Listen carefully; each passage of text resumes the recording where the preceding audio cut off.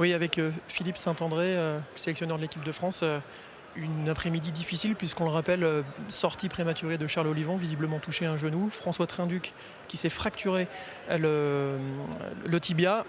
Et puis on voit aussi Morgan Parra qui s'est fait mal, donc pour l'équipe de France c'est un problème, même si Morgan Parra n'est pas dans les 30, on le rappelle.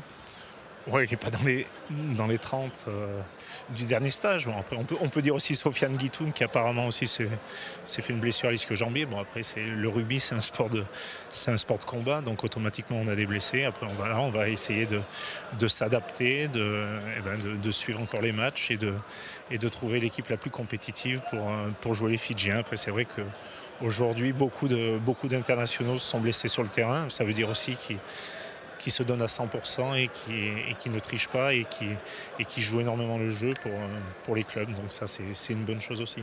Le cas le plus marquant aujourd'hui, c'est bien sûr celui de François Trinduc qui est rayonnant depuis le début de saison avec Montpellier. Là, c'est fracture du tibia. On connaît l'importance de ces blessures. C'est vraiment un gros coup dur pour le joueur et une extenso, bien sûr, pour l'équipe de France. Oui, bien sûr. Après, bon, il est à l'hôpital. Il faut avoir la confirmation de tout. Donc, je crois qu'il ne faut pas trop parler à chaud. Mais c'est vrai qu'apparemment, voilà, la blessure est très grave.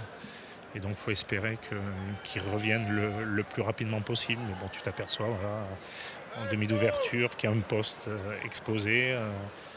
Fred Michalak aussi s'est blessé, opéré pendant 5-6 mois. François Trinduc, qui fait un début de saison de grande qualité, se blesse. Mais bon, aujourd'hui, on a vu un bon Camille Lopez. Donc et puis, il y a beaucoup de demi d'ouverture. Mais bon, après, là, on s'aperçoit quand même du problème de calendrier qui est récurrent, qui aura aussi un Toulon-Grenoble le dimanche, 5 jours avant France-Fidji, donc qui sera aussi compliqué pour nous, mais bon, on va le prendre avec philosophie, puis on va travailler, et puis surtout on aura des joueurs qui vont tout donner, qui vont représenter l'équipe de France le mieux possible, et avec beaucoup d'envie, beaucoup d'humilité, et surtout beaucoup d'enthousiasme pour les tests de novembre. Camille Lopez, justement, vous en parlez, on l'a vu aujourd'hui, vous avez dû croiser les doigts déjà pour qu'il ne lui arrive rien. Puis, qu'est-ce que vous avez pensé de sa performance ? Non, mais bon, je crois que déjà en plus il a buté, donc c'est important aussi pour l'ASM, mais pour le rugby français d'avoir des joueurs buteurs. Et lui aussi, il revient d'une grave blessure au genou. Je crois qu'il a très bien travaillé.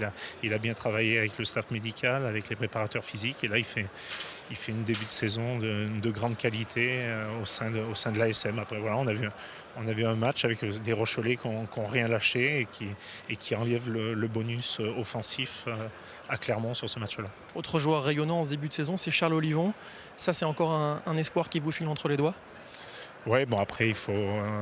Je viens juste d'avoir on avait des matchs, on avait des représentants de la commission de suivi sur chaque match, donc on attend le résultat, mais c'est vrai que Charles Olivon était un joueur puissant, un jeune Français qui faisait un début de saison de grande qualité. Il s'est blessé au genou. Après, il faut espérer pour lui, pour Bayonne et pour l'équipe de France que cette blessure ne soit pas trop grave. Mais après, bon, vous savez, le rugby, c'est un sport de combat. Donc automatiquement, s'il y a des blessés, il y aura d'autres joueurs, des jeunes joueurs qui vont percer. Mais bon, tu t'aperçois que on est déjà à la 9e journée de championnat et on est juste mi-octobre, plus les matchs amicaux, donc ça commence à faire pas mal de matchs, et c'est que le départ, parce qu'il y a la H-Cup qui arrive la semaine prochaine.